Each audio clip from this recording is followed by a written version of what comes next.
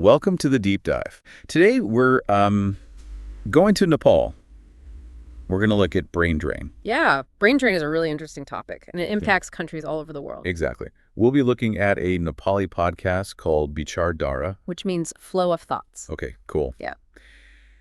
And this is going to be a fascinating deep dive because we're going to be hearing from the podcast hosts, Amit and Ria. And they start off with a traditional Nepali greeting, Namaste. I love that. And then they go straight into it.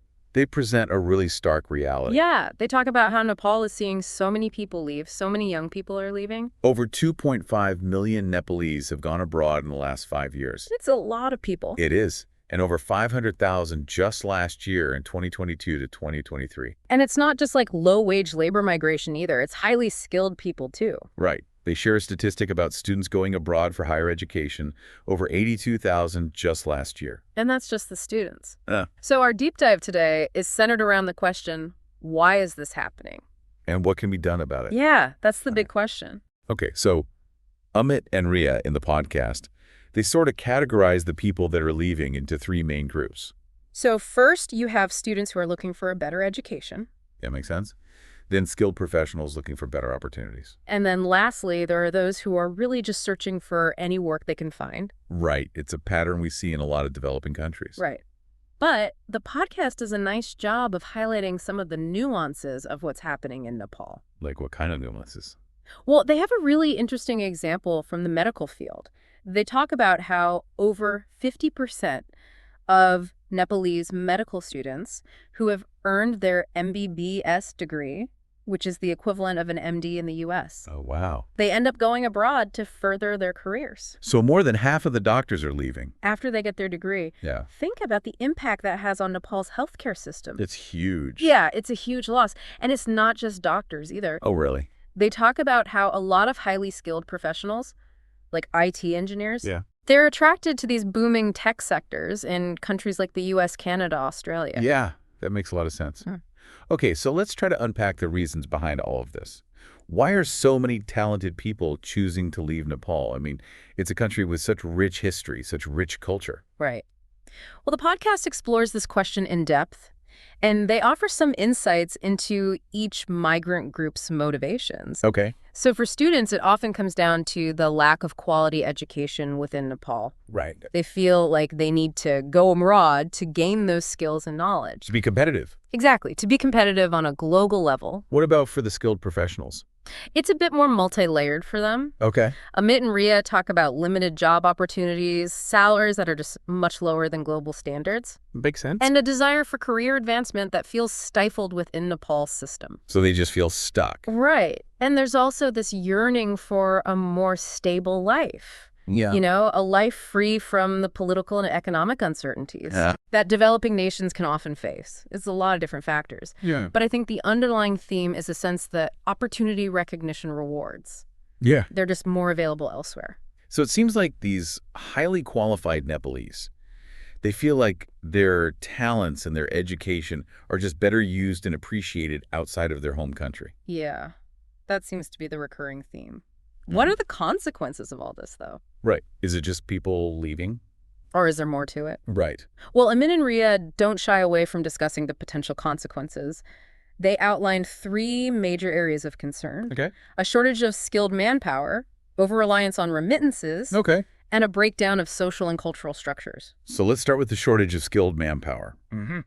Seems pretty intuitive that if the best and brightest are leaving, there are going to be gaps left in crucial sectors. Right. What kind of specific examples do they give? They paint a really vivid picture of the challenges that Nepal faces. Hospitals struggle to find specialists, universities lack qualified professors, and industries are just desperate for innovators and leaders. So it's like the country is being robbed of its potential to grow. Exactly. And it creates a situation where progress is hindered. And the cycle just continues. The cycle of brain drain is perpetuated. Right. And then you have this issue of over-reliance on remittances. Yeah. They point out that remittances make up a pretty staggering amount of Nepal's GDP, 22.8%. Oh, wow. But while remittances help a lot of families and contribute significantly to the economy, the podcast really challenges listeners to consider the long-term sustainability. Of a development model. Exactly, of a development model that's so heavily dependent on its citizens working in other countries. So can a nation really thrive when its economic engine is fueled by the labor of its people abroad? Right, that's a big question. That is a big question. And finally, there's the issue of social and cultural breakdown, which feels a bit harder to quantify. How do they address this? They use really poignant examples to illustrate the human cost of brain drain. Right. They talk about how families are torn apart as young people leave for work or education, and this leaves aging parents behind. They even share a Nepali saying Okay. that highlights this heartbreaking reality that a lot of families face. When parents fall ill, their children may not even be in Nepal to care for them. It's a really sobering thought. It is. It's a reminder that brain drain isn't just about numbers and economics. It's about real people, families, communities. Grappling with the consequences. Exactly. But with all these challenges, is there any hope for Nepal? Yeah. Can brain drain be stopped? Or at least mitigated? That's where we'll pick up in the next part of our deep dive. Welcome back to our deep dive into brain drain in Nepal. We were just discussing how this issue, it's really so much more than statistics. It's intertwined with these personal stories and emotional complexities. Amit and Ria in the podcast, they do such a good job of bringing those personal stories to the forefront. I mean, they weave in these anecdotes and these real-life examples that highlight the human cost of brain drain. And it makes it so much more relatable and impactful, you know? Definitely. One example that really stuck with me was that Nepali saying about parents getting sick and their children potentially being abroad. Unable to care for them. Right. It's just, it really brings home the emotional toll this takes on families. For sure. It makes you think about these difficult choices that young Nepalese face when they're deciding whether to leave their country. Yeah, it's like they're caught between pursuing their own aspirations and Or sense of duty. exactly, their sense of duty to their families and to their homeland. It's a dilemma with no easy answers, really. Layered with guilt, uncertainty, a deep sense of responsibility. It really is. And it's not just about those who choose to leave either. What about the families they leave behind? Yeah, that's a good point. The podcast talks about these ripple effects that brain drain creates within families and communities. Yeah. You know, the worry of parents for their children who are abroad. The strain on relationships. Right, the strain on relationships separated by distance. And the children growing up without one or both parents present. It's wild how brain drain impacts every level of society. It does. And it's a reminder that we're not just talking about individual choices. This is a phenomenon with far-reaching social and emotional consequences. It's bigger than just one person. Absolutely. But what about the perspective of those who've already left? Do they still feel connected to their home country? Do they still feel a sense of responsibility? That's a great point, and one that Amit and Ria address directly in the podcast. Okay. They emphasize that many Nepalese living abroad still feel deeply connected to Nepal. They want to contribute to its development. Even though they've built successful lives and careers somewhere else. Yeah. It speaks to that deep sense of patriotism, that longing for their roots. Yeah. Many grapple with these questions of identity belonging and, the pull of their homeland. It must be hard. It is. Some feel a strong pull to return and contribute directly, while others, they struggle to reconcile that desire with, the reality of their lives abroad. It's definitely a nuanced experience. It seems like the emotional and social aspects of brain drain are just as complex and significant as the economic ones? Oh, absolutely. And I think it's important to remember that this isn't just a Nepali issue. Oh, right. It's a global phenomenon. Brain drain is a global challenge, and it's impacting developing countries worldwide. It's happening everywhere. Talented individuals, they're drawn to those opportunities in wealthier nations. Leaving behind a void in their home countries. And this just exacerbates existing inequalities between nations, which makes it even harder for developing economies to catch up. So we're not just talking about individual choices here either. There are these systemic forces at play. Right, that contribute to this flow of talent from developing to developed countries. It's a much bigger problem. Factors like economic disparities, political instability, and limited access to, quality education and healthcare in developing nations. Yeah. It all plays a role in pushing talent outwards. And this kind of brings us back to those solutions that Amit and Ria proposed in the podcast. What are some that really resonated with you? Well, I was particularly intrigued by their focus on fostering a culture of innovation and entrepreneurship within Nepal. It feels like a very proactive approach. empowering young Nepalese to create their own opportunities rather than simply seeking jobs that may not even exist. It's about shifting the mindset from being job seekers to job creators. Exactly. From relying on these traditional industries to embracing new technologies. New innovative ideas. Yeah, and this really aligns perfectly with our call for Nepali youth to consider entrepreneurship as a viable career path. So it's about taking ownership of their future and contributing to Nepal's development. Yeah, in a tangible way. It's a really powerful vision. But entrepreneurship isn't a solution for everyone, right? It requires that supportive ecosystem, access to funding, and a certain level of risk tolerance. And let's be honest, some people just thrive in more structured environments. For sure. They prefer traditional career paths. But encouraging and supporting those with an entrepreneurial spirit, I think that seems crucial for a country like Nepal. I agree. It's about fostering that culture that celebrates innovation, that empowers individuals to be agents of change. But what about the other solutions they discussed, like education reform and policy changes? Those are critical pieces of the puzzle as well. For sure. They argue that Nepal's education system, it needs a major overhaul to really equip young Nepalese with the skills and knowledge they need. To compete in a globalized world. And it's not just about preventing them from leaving. It's about making sure they have the tools and the resources to succeed wherever they choose to live. What specific changes do they suggest within the education system? They highlight the need for some curriculum updates that reflect the demands of, the 21st century workforce. In a sense. Improvements in teacher training and substantial investments in research infrastructure. To foster a culture of innovation within universities. Exactly. They believe these reforms are crucial to attracting and retaining top talent. So it's about creating a world-class education system within Nepal. Right. And that kind of removes the need for students to seek opportunities abroad. Yeah, that's the goal. And then in terms of policy changes, Amit and Ria point to some successful examples from other countries. Like where? Like India and China. Oh. They've implemented policies to attract their talent back home. What kind of policies? Things like offering competitive salaries, providing incentives for skilled professionals to return, and, simplifying some bureaucratic hurdles for businesses. It's about recognizing the value of its people and actively working to retain them. Right. It's not just about hoping that people will choose to stay out of patriotism. It's about being competitive. Exactly. Competing on a global level to attract and retain talent.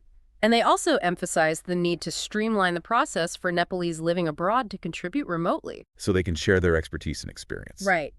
Without necessarily having to uproot their entire lives. It's about tapping into the global Nepali diaspora. As a resource for development. And, fostering that sense of connection even for those who've chosen to live elsewhere. It's interesting how they talk about this idea of brain circulation. As opposed to brain drain. Could you elaborate on what they mean by brain circulation? Sure. So they argue that the movement of people and ideas doesn't have to be a one-way street. Okay. Brain circulation, it recognizes that individuals, they might choose to work or study abroad, but they can still contribute to their home country through, knowledge sharing, investment, even eventual return. So it's about maximizing the benefits of global mobility while mitigating the negative impacts of brain drain. Right. It's about seeing this flow of talent as an opportunity for both the sending and the receiving countries. It requires a shift in perspective, for sure, and a collaborative approach. To ensure that everyone benefits from this exchange of knowledge and skills. It's a complex issue, for sure, with no simple solutions. But Amit and Ria offer a hopeful outlook by highlighting the potential for positive change. Through a combination of individual initiative policy reforms and that global perspective on talent mobility. And it seems like they place a lot of emphasis on the role of Nepalese individuals, both at home and abroad. In shaping the future of their nation. We've been exploring brain drain in Nepal, looking at these personal stories, the economic consequences, potential solutions. But as we wrap up our deep dives into Bichaar Dhaara, I think it's important to talk about the ethical side of all this. Yeah, definitely brain drain. It isn't just about statistics and economics. It's about people. It's about their aspirations, their sense of belonging, their responsibilities. And I think that's where things get complicated. On one hand, individuals, they have the right to pursue those opportunities that help them reach their full potential. Right. They want a better life for themselves and their families. Right, but then there's this sense of obligation to one's homeland, too, Yeah. you know? That feeling that you owe something to the country that raised you, that gave you your education, shaped your identity. It's a really tough situation for a lot of people from developing countries. Mhm. Do you pursue your own goals or do you focus on helping your country grow? It's tough. No easy answers. And Amit and Ria talk about this in their podcast. They really urge young Nepalese to think about returning to Nepal, bringing their skills and experience back to help build up the country. But they also know that this could mean big sacrifices for some people, disrupting their careers, personal lives. And for some people, returning just might not be possible. Right. They emphasize that contributing to Nepal doesn't always require being physically present, though. People living abroad can make a difference in other ways: remittances, investments, sharing knowledge and expertise remotely. So it's about finding that balance between what you want as an individual and your responsibility to your home country. There are different ways to contribute, and those contributions matter, whether you're physically in Nepal or supporting from somewhere else. Exactly. What's interesting, too, is the role that developed countries play in all of this. They benefit a lot from brain drain, right? They get these highly skilled professionals who fill gaps in their workforce, help their economies grow. Does that mean they have a responsibility to help the countries that are experiencing brain drain? That's a question that Amit and Ria bring up. Should developed countries be doing more to invest in education in developing countries? Creating opportunities so people don't feel like they have to leave. It's a really complicated issue. Mm. But it shows that we need to have a conversation about this. And we need to work together to find solutions that address why brain drain is happening in the first place. Brain drain. It's a global problem, and it needs a global response. We need to create a world that's more fair, where everyone has opportunities, where people can move freely, but the benefits are shared more equally. As we finish up our deep dive into this podcast, that question that Amit and Ria asked, it really sticks with me. If we don't build Nepal, who will? It makes you think. And it applies to more than just Nepal, It challenges all of us to look at what we can do to solve global problems. Brain drain, climate change, all of it. What can I do? What skills do I have? What resources can I offer? How can I use my voice? How can I use my actions to make a difference? Even small things. Those are the questions we should all be asking ourselves. Thanks for joining us on this deep dive into brain drain in Nepal. It's been a really interesting conversation. And hopefully it's given you some things to think about. Maybe even inspired you to take action. Keep learning, keep asking questions, and keep diving deep.